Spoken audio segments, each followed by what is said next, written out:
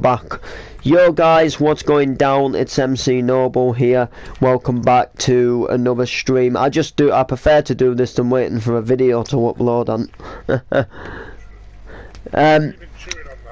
Yeah, welcome back to another stream. Today we're going to be talking about gigs. We're going to be talking about the worst part about gigs, the best part about gigs, and we're also going to be talking about like cash. We're going to be talking about payment and really what to expect, especially if you are coming up new to gigs. If you're just getting your first gigs, or you want to start gigging, you're getting into the music, and you want to start gigging from it, and there's a few things that you need to know.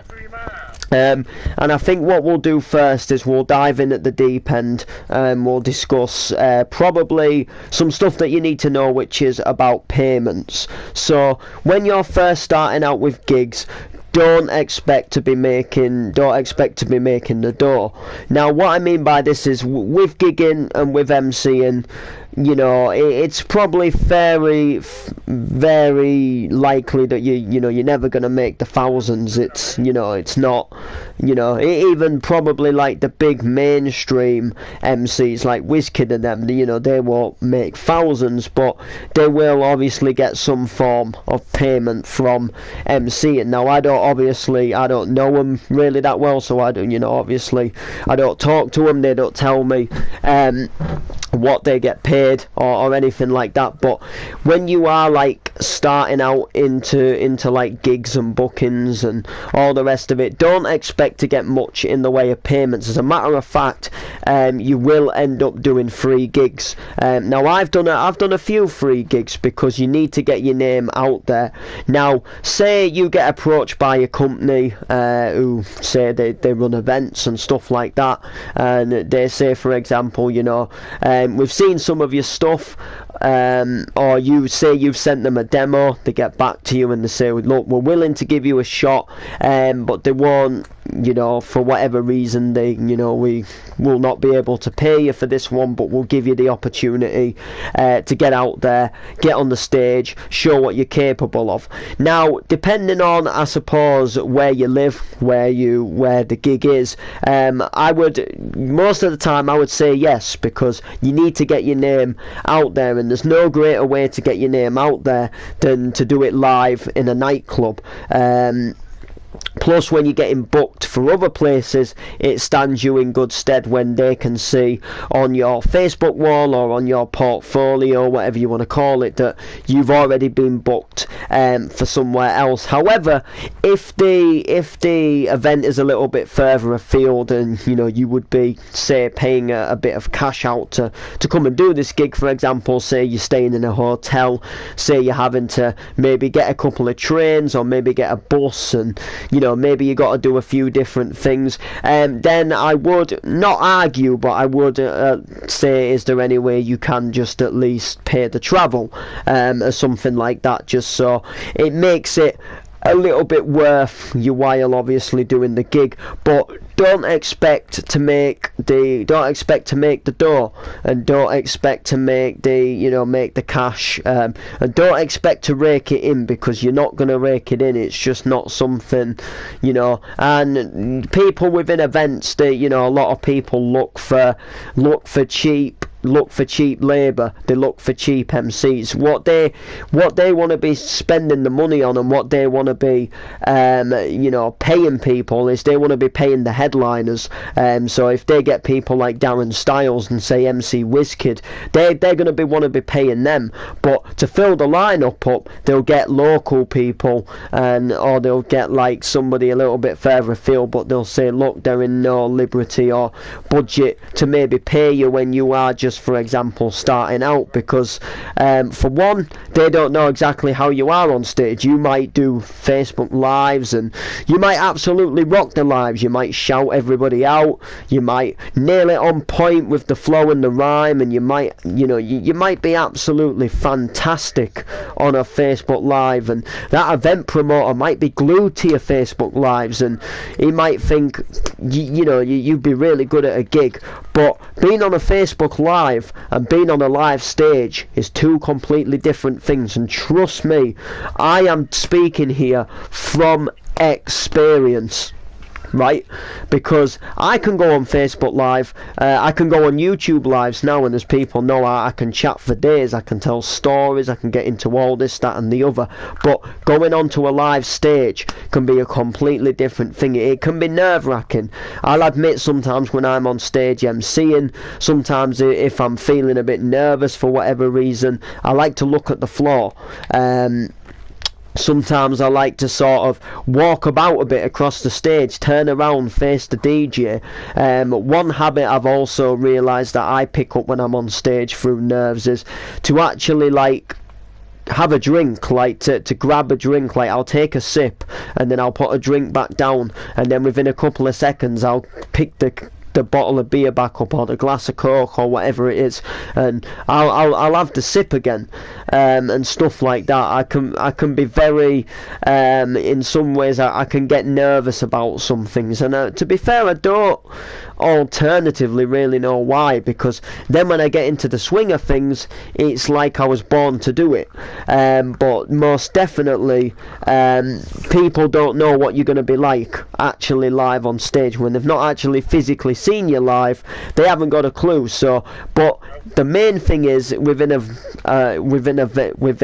event promoter is he's thinking about the actual mainstream people. He can get people that have like been, people that have had like singles and made albums, and people that have like rocked some of the biggest events in that scene, who have like HTID and stuff like that. So they're obviously making sure they can secure them big people to bring an absolutely massive event, to bring people in, to get the event absolutely rocking. So in some ways, as much as you're getting the opportunity to go live on stage and do exactly what you love, you're still kind of in a way being pushed last, but that is just how the scene goes. So what you've got to do is you have unfortunately got to take opportunities that may come free. You have got to take opportunities where you might put yourself a little bit out of budget, but then it goes back to that same question that I always tell people. If the dream is really what you want to do, if you really want to get somewhere with the music or whatever it is, footballing, you will work towards that dream. Sometimes, like I say, you have to go to gigs, the payments crap. I've gone to gigs and I've done them for free. I've gone to gigs where they have just said, look, we'll pay you the travel, or where they'll say like, look, we'll give you a bit of travel, we'll get you a few drinks, and that sometimes is just how it goes. But if you want that opportunity to be up there on that flyer, to then eventually come to the point where you are going to get a bigger payment, you've got to work to it. You've got to kind of you've got to show that that's exactly what you want to do, as far as gigging wise goes and stuff like that. So that's really my sort of like what I can say to you guys about payments. Like, don't let people make a mug of yourself. Like, if you've been going to the same event for a couple of times and they fail to pay you, and you feel now that they should at least give you some travel or something, don't you're not in the wrong to say it, to mention it to them. You don't have to like argue with them. You can just ask them and say, listen, look, is there any way I can get something from this, because for whatever reason I have to travel such and such, or it's a bit of a way for me to come, and I would just appreciate being able to just get a little something from it. It doesn't always hurt to ask them, but definitely for a first one, definitely do a first one to get your name out there, free of charge. And then if they are thinking about asking you back or wanting you back, that's when you can then approach them and say, well, can I get a little bit of travel this time if you're going to have me back again, and stuff like that. So just walk into it with your eyes open, and know that you can't just start rocking gigs and start getting 50 quid here and 50 quid there, and then in no time buy more equipment and then keep going going, it takes a long time. I mean, I'm only now, as far as DJing goes, just in the upcoming weeks, going to be getting a pair of CDJs, and that's because I'm getting them for Christmas. But things like it take time. The dream and building up. I mean, last year I only just decorated the shed to the studio, and I'd been saying about doing that for a couple of years prior to that. The year before that, I obviously only just got the mic mixer and the better speakers. Everything and the dream all takes time. You've got to work to it, and stuff like that.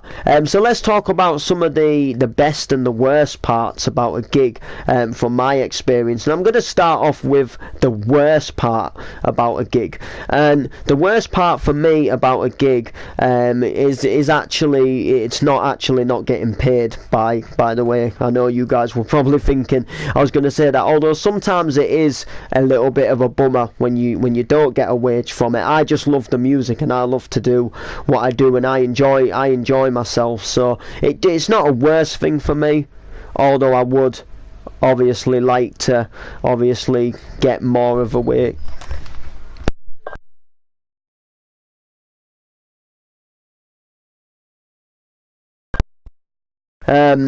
So yeah, that's not like a worse thing for me, but obviously it is something that I would like to say.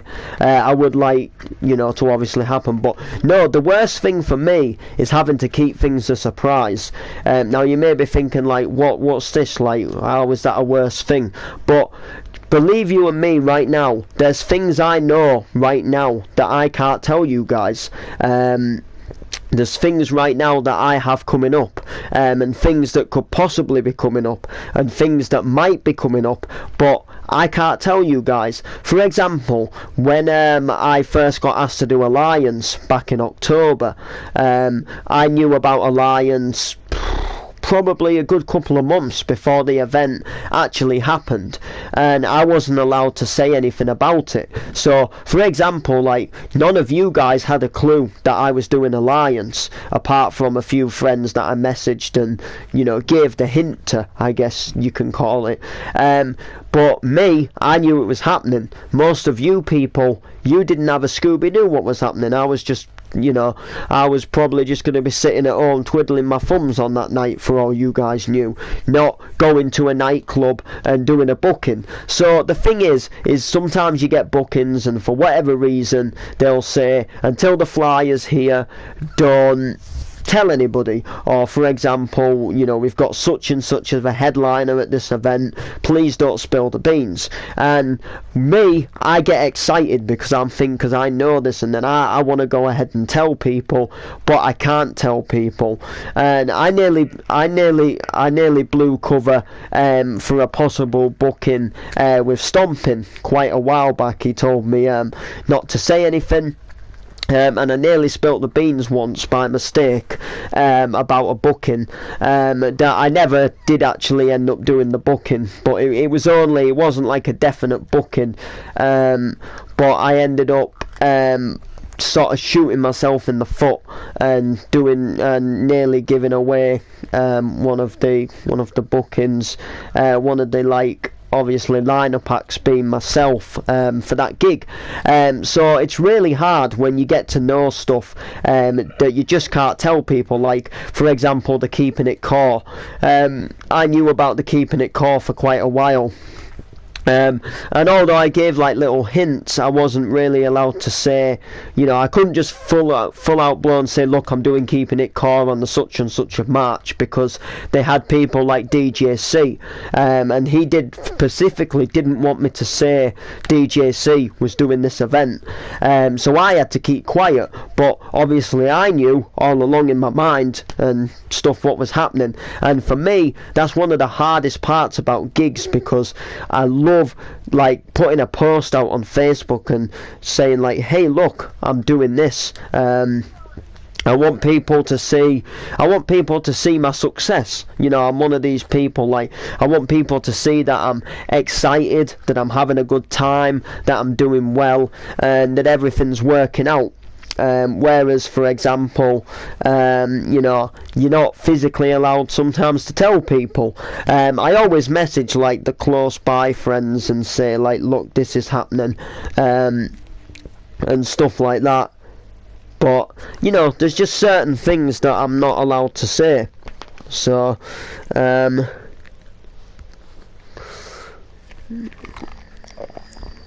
do you know what I'm saying? So yeah, definitely the worst part is having to keep stuff a secret for you guys. One of the other worst parts as well is when headliners or when DJs or when lineups don't go to plan.